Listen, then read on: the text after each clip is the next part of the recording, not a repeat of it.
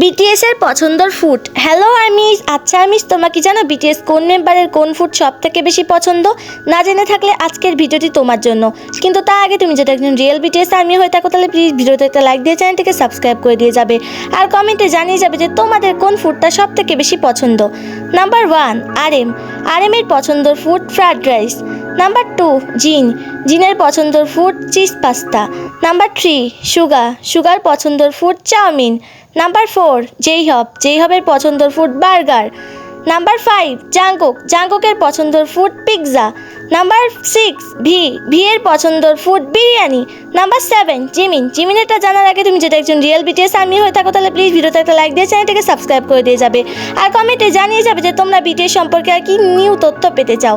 Number 7 জিমিনের পছন্দের food kimchi.